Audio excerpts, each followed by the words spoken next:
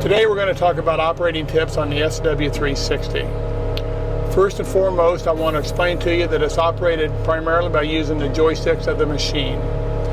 The number 3 and the 4 joystick buttons on the right side, and the number 5 and 6 buttons is what we're going to refer to on the left side.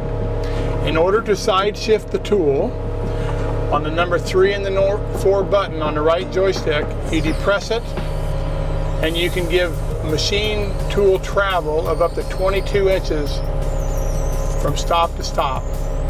This just allows you to offset along curbs and gutters. In order to set your depth, and we have depth on the SW360 of up to 24 inches.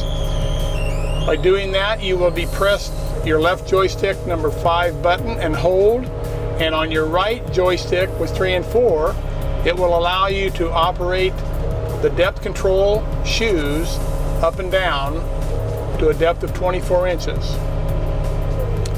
In order to operate the tool, you're going to want to set your continuous flow button on the right side console, 4 switches back. You're going to want to depress it one time, and on your advanced machine display, you're going to have a flashing light. That flashing light indicates that the machine is ready to get continuous flow oil to run the tool. In order to do that, you're going to take your roller switch on your right joystick and you're going to hold it straight up for about 3 seconds until the light goes solid. Once the light is solid, you can go ahead at this point and increase your engine RPMs and have your depth set to the degree where you want it,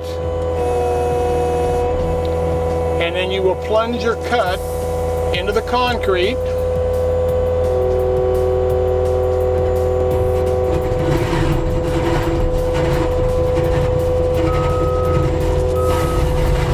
Keep in mind, when you're doing this, you want to leave the top of the tool level. That gives you a level gauge, and as you start to move forward, you can go to your creep control mode, which is your left joystick, the bottom left button, and through the advanced machine display, you can set your ground speed. The operator can adjust his ground speed by viewing the maxpro gauge. As you increase pressure, you will see that it goes from yellow to green, and once you hit a solid green pattern, you'll be in a comfortable position for the tool to operate. For more information on the SW360 wheel fall operation, go to the OMM manual.